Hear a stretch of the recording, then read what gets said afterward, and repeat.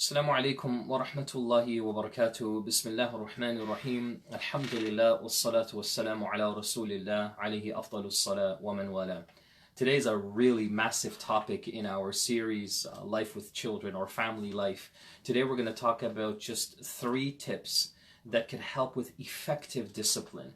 Now, before we even get into those 3 tips, let's just talk about and define this word discipline, because this is where the trouble begins. It's our understanding of the word discipline.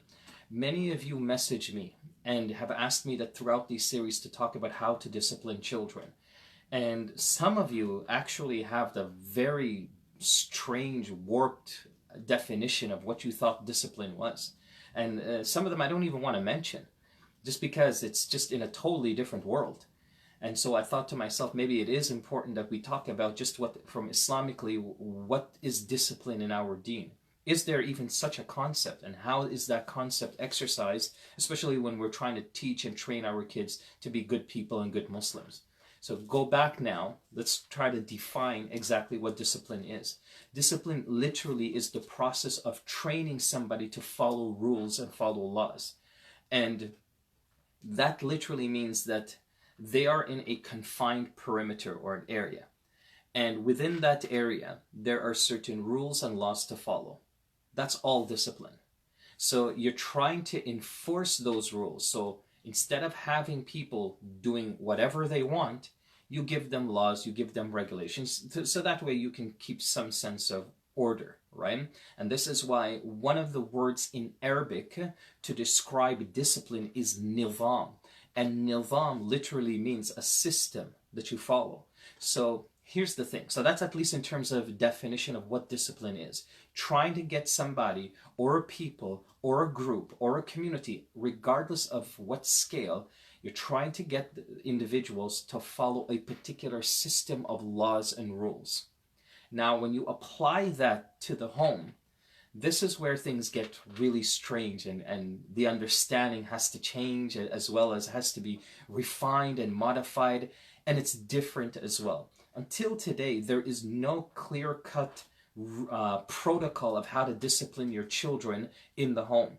Usually this conversation is split into 2 major categories of those who agree with certain tips of discipline and those who say there shouldn't be any discipline at all. It should always just be positive reinforcement, forgive, forget, move on. So it's a conversation that is constantly happening. Before we even talk about how to do this, another point to also understand is the warped versions and ideas. There's the perception of how people, cultures, and places around the world discipline their children. There are categories of people who discipline their children, and it is just 100% wrong. It's not discipline anymore. It's called abuse. It could be emotional, it could be psychological, it could be physical, but the point is, it's an abusive situation. The kids then feel trapped, they feel imprisoned, they're being hurt, they're being injured, they're emotionally scarred, they're carrying memories for life. That's not discipline. Discipline is a completely separate word, and unfortunately, culture has fused these 2 terms together. Discipline and abuse became something almost similar, and the nuances in between all get mixed up in the same conversation. So a lot of people think that when you discipline your child, you're abusing that child, and that's not the case. That's one thing that's clear, at least by definition wise. Again, go back to the definition. We're trying to train and teach people to follow a certain set of rules and laws, right? But now bringing this conversation into the home. The next point is that in the Arabic language, there are almost a dozen different words to describe discipline. You have nizam, what we mentioned. We also have tahdhib, we have tadrib, we have ta'addub. We have so many words, iltibat. We have so many different nuances that capture a different element of how to discipline. We're not going to go through any of those.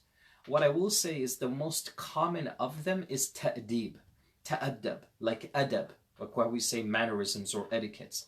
So when we say ta'addab ya akhi, we're saying be disciplined, follow the rules. And in Arabic, if we say addibhu, we're saying to that, like, discipline him, or tell him to behave, or tell him to stop doing that. Adibhu, from ta'dib or adab.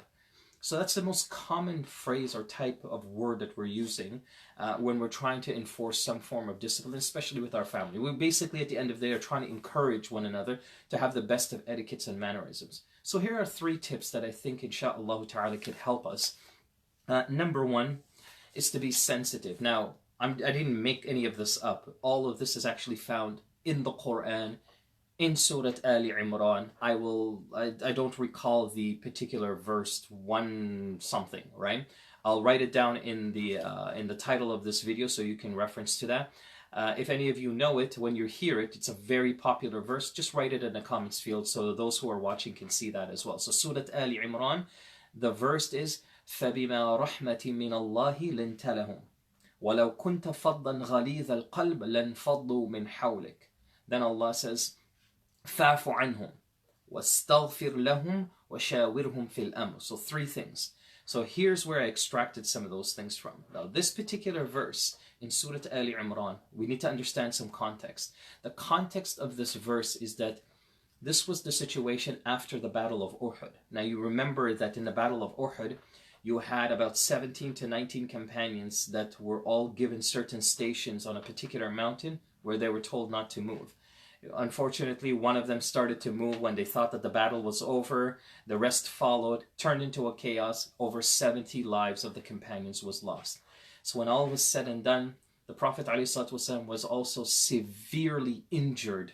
He almost died in this battle. He was severely injured in this battle. So as they're all sitting, the battle is over, all these companions, their bodies everywhere, everybody feels like they've lost everything.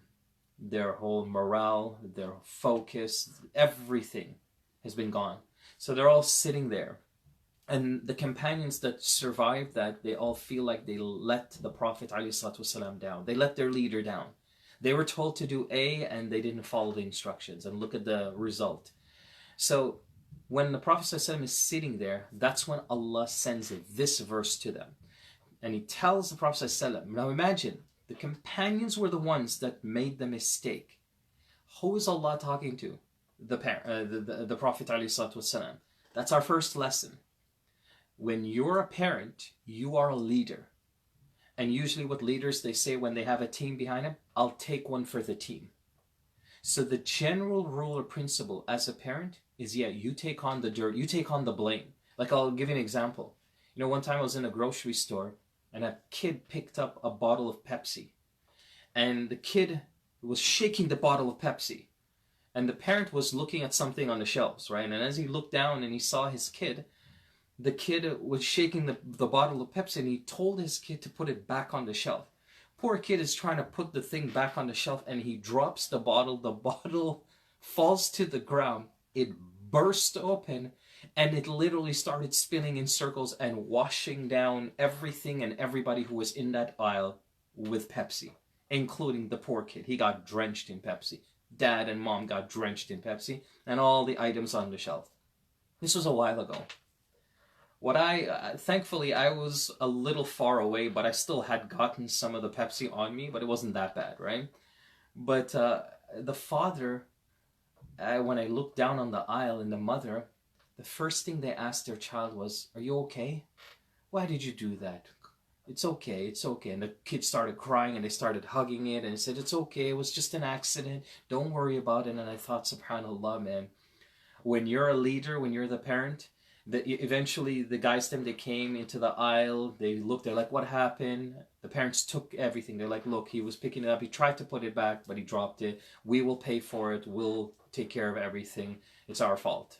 We shouldn't have let him pick up the bottle to begin with." That's taking one for the team. You're taking one for the family. Now, that doesn't mean that every time your kids mess up with something, just blame me, don't blame my kids, they're angels, walk away. No. We're trying to say here that when it comes to the first point, to be sensitive, to be understanding, their age, their understanding, their ability to comprehend, and as they get older, how they interpret certain things, all of these factors have to be involved when you're trying to discipline and enforce a rule. So that's my first thing, is to be sensitive. Where am I getting this from the ayah? It's how the ayah began. And then Allah subhanahu wa ta'ala tells the Prophet ﷺ, وَلَوْ كُنْتَ فَضًّا غَلِيظَ الْقَلْبِ. If you were somebody that had 2 things. Number 1, you were rough, فَضَّا. You were a rough person. You didn't know how to talk. You had a rough tone. You know, there are some parents, they are allergic to being nice to their kids. And I don't mean that sarcastic. I literally, like, they just don't have anything nice to say to their kids. It doesn't matter how old they are. You know, daughter comes in and is like, what are you watching? Just leave me alone. I had a long day. Let me watch what I want. Dad, basketball game is on. Yeah, well, we're not watching that. Go to your room. Do your homework. Find something. Draw. Just a grouch. That's fadda. Just a grouch about everything. Upset and unhappy about everything. You know, and the stresses that you might experience outside the home, you bring those stresses in the home and take it out on everybody else. That's unfair and it's unacceptable and it's un-Islamic. And then the Prophet, Allah Azza wa Jalla is telling the Prophet Sallallahu Faddan, and then number 2, ghalidh al-qalb. You have a hard, your heart is stoned. It's like a hardened heart, insensitive. So what's the first thing? It's all about the behavior. But then the next point that Allah reminds Prophet ﷺ, he says, if you were rough with the companions, so let's look at context real quickly. If he had said to them, hey, listen, guys, what's wrong with you? I told you to stay in your places. You moved. You did that. And look what happened. It's all you guys' fault. I'm your leader. You didn't follow. He doesn't do any of that. Allah puts him in his place. Prophet ﷺ says, look, you, the leader, the one who didn't actually do anything, said, you, if you're rough and if you have a stone cold heart, لَنْ فَضُّوا مِنْ حَوْلِكَ, they will never respect or follow you. Parents, no matter how upsetting your children can make you, no matter how difficult they can be, I get it, I know it's hard, but no matter how of the worst child, they could literally, as we say, they could literally be the devil's child. At the end of the day, keep yourself together.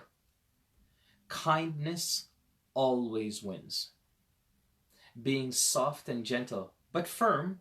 You can discipline, you can enforce your rules, but do it in a way that's sensitive, that's kind.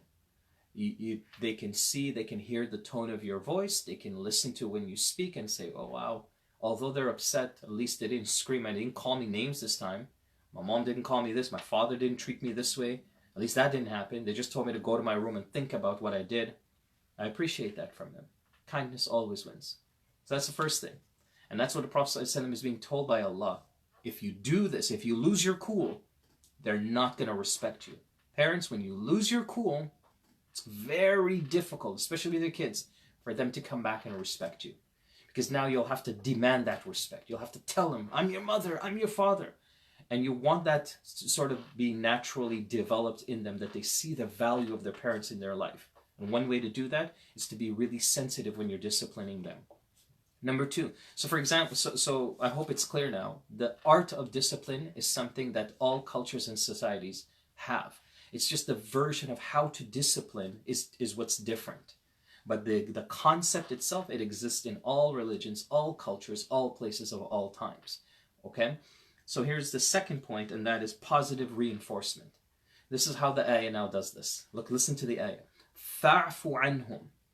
Allah now tells the Prophet ﷺ that despite the companions made such a grave mistake, forgive them, pardon them. فَاعْفُ عَنْهُمْ. Really? Is that what we're supposed to do as parents? When our kids do something terrible? They're fighting, they lied to us, they hid stuff from us, and we're supposed to just forgive them? Not necessarily. But forgiveness and pardon should always be in the heart when it comes to your family. We've already talked about this in one of the previous episodes about learning to forgive and forget. It's a part of the process. They're your family. They're not people you can just write off and be like, okay, you messed up, you lost my trust, it's over. Forgiving and forgetting and positive reinforcement is how the Quran and Sunnah teach us that when it comes to our families, that we never give up on each other. That whole idea of always being there with your family, you should never give up on each other. Now, where's the positive reinforcement? When the Prophet ﷺ starts to forgive or pardon them, they start to see that leadership in him. They're like, man, subhanAllah, after all we did, he still just says, you know what, guys?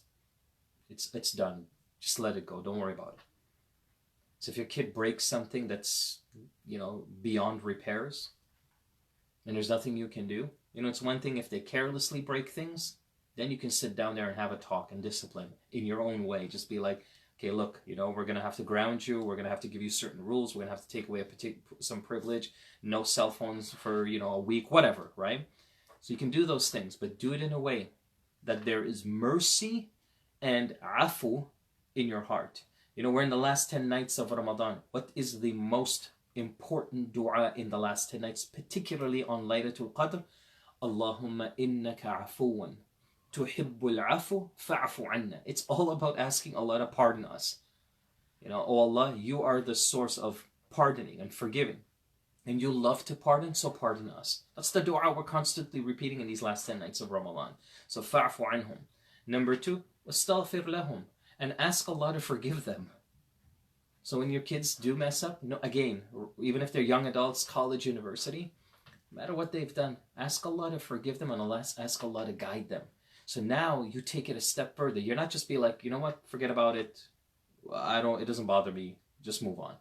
But you also ask Allah subhanahu wa ta'ala. This is the whole idea of going back to praying for your kids. And remember, we're talking about discipline here. Despite the nuances that are attached to this, discipline can actually be a good tool in order to keep some sense of order in the home. It's a good tool. It's just that unfortunately, like many other terms, it's been abused, it's been twisted, it's been redefined, it's been warped culture, bad practices and habits. All of that has taken its toll on this particular word. And now people, when they hear the word discipline, what's the first image that pops into their mind? Think about it. When you hear, you need to discipline your kids, what's the first thing that pops into your mind? Yell at your kids? Beat them? Abuse them? None of these things. Forget about religion for a second. They are unacceptable in any place, in any time. You never just beat your kids just because of you're angry with them and they need to be disciplined this way. No. You see, Islam is not explicit, but it doesn't just keep an open door. It's kind of in the middle. We don't have explicit hadith telling us to do any of this. We actually have explicit hadith telling us not to hurt people, not to inflict pain on anyone, and especially when it comes to your family, the Prophet ﷺ actually said the opposite. The best of you are the ones who are best to their family. So it would go against all the principles and everything that Islam teaches us if we end up hitting and abusing children, our own kids, for the sake of discipline. It makes no sense. So that's number 2, positive reinforcement. Start to encourage so that those scars that might potentially come out of whatever form of discipline you're using don't come back to bite you in the worst way. So big positive. Number 3, keep your emotions out. Me and you, the parents. So don't, again, we touched on this briefly, that you don't discipline based on emotions. You're stressed out, you're frustrated, you're angry, and you just let it all out. Unleash. Unacceptable, and this is what many experts around the world are against, including myself. I mean, I don't think we even need to mention that Islamically, as believers, we don't do things like this with anybody, let alone our own family. So keep our emotions out. And emotion, just keep in mind that when it takes a toll in how you speak and how you approach a situation, and in this case, how we discipline, it's almost never good. The outcome will almost never be the way that we expect it to be. It'll be either something totally different, so you'll end up saying things like, oh my God, they totally misunderstood. That's not what I was trying to say. Oh my God, you didn't even understand. You weren't even listening. Actually, it could be your own fault that happened. Because you were screaming, or you were shouting names, or you had like a hanger in your hand or something, and those are the things that cause people to be more afraid than to listen and understand. And finally, brothers and sisters, be aware of your child's emotions, which we've talked a lot about. Be aware of them. They're just children. We are their teachers. We're raising them. So they depend on us to learn everything. And if that's a little slow or difficult for you, be aware of that. Be aware of the next time you yell or you give them those devil eyes, you just kind of look at them without saying a word. Somebody told me that all parents have their own version of the look.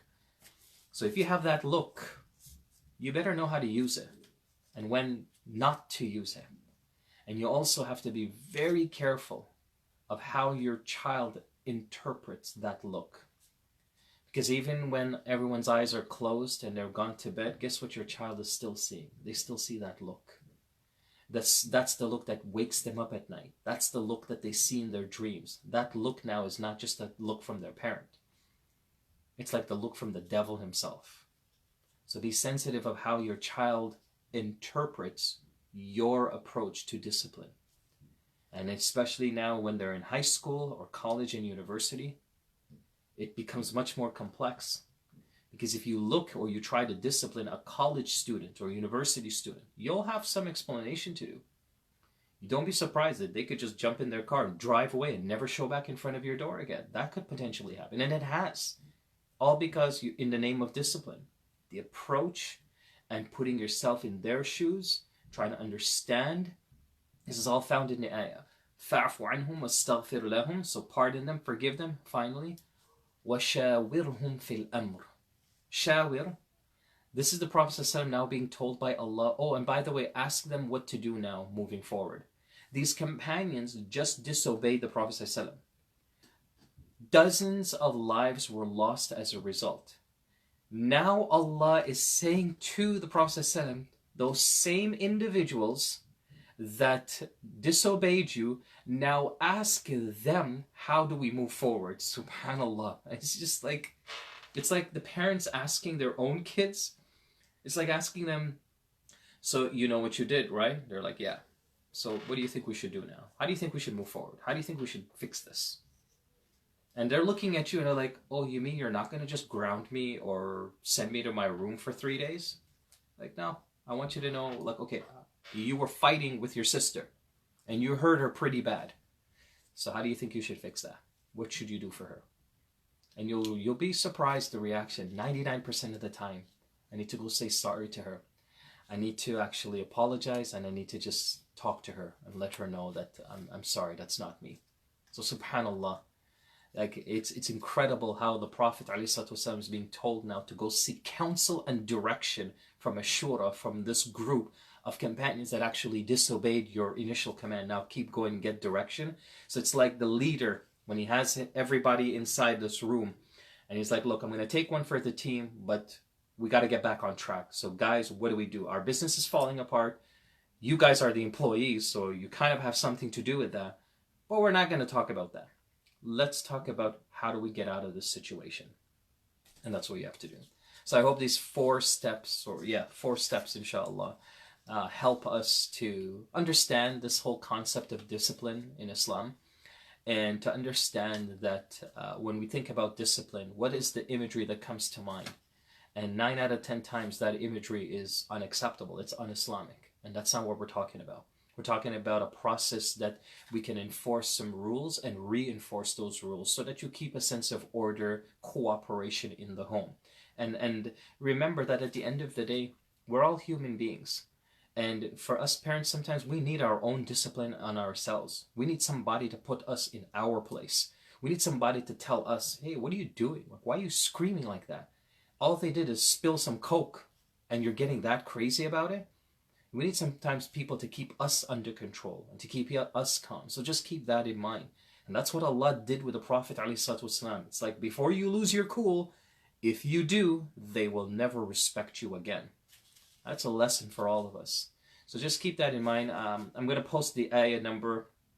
I forget what it was. So I'll post it inshallah and once I release this video. But with that being said, let me just take a look real briefly. I haven't done this in a little while. What you guys are saying. Lots of comments coming in today. Wa alaikum assalam wa rahmatullah to all of those who have sent their salam. Yeah. Okay, we have here from Labiba Yusuf, wa alaikum assalam wa rahmatullah. Can you kindly mention about the things to do in the last 10 nights of Ramadan? Yes, we can do that very briefly. It's just not something that's part of the series. But if you're talking generally, I mean, the question itself was general, so I'll respond generally in a generic sense. Step up your game. Step up whatever it is that you're doing throughout the Ramadan. Step it up now. This is the last 10 nights. We are in unprecedented times, in an unprecedented situation, being locked down. This is the time to increase our du'as, that we ask Allah subhanahu wa ta'ala to give us some sense of direction and a way out of this pandemic. Lots of conversations now happening on the news and experts around the world, not just talking about a second wave now that restrictions are being relieved, but even that coronavirus and perhaps other types of viruses that extend from that could be on its way. So this is not over, and it may not ever be over. So our life has certainly changed, and it will continue to do so. So this is in the last 10 nights. I think this is going to be one of those Ramadans that we will never forget for the rest of our lives. So take advantage of these last 10 nights by making more dua and praying to Allah. Get your connection strong. Keep it that way. Secondly, look for Laylatul Qadr.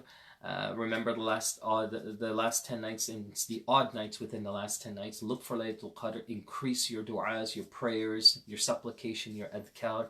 This is a lot of alone time is what is required and encouraged in these last 10 nights. That's why i'tikaf was prescribed in the last 10 nights, because it's an opportunity now to spend a lot of time alone with yourself, in reflection and in discipline, and as well as in submission to our Creator.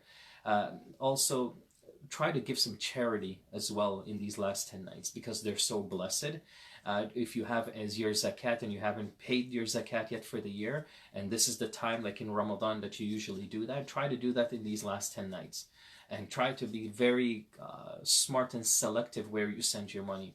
I would encourage all of you to please consider donating your zakat and charity in general to masajid. Just because all of them are closed, their financial situation is beyond imaginable. Some of them will be forced to shut down for good, believe it or not. So it's a real difficult situation financially for these organizations, and not just our masajid, but even all other social community programs and so on, just to survive. So consider that could be now another option that you add on to recipients of zakat and things like that. And other than that, it's really all about yourself in these last 10 nights. So I hope that helps, insha'Allah ta'ala. May Allah subhanahu wa ta'ala bless, reward all of you guys. Sorry, this video is a little bit longer than usual, but nevertheless, I hope that it's uplifting, inspiring, and it does the job, insha'Allah ta'ala.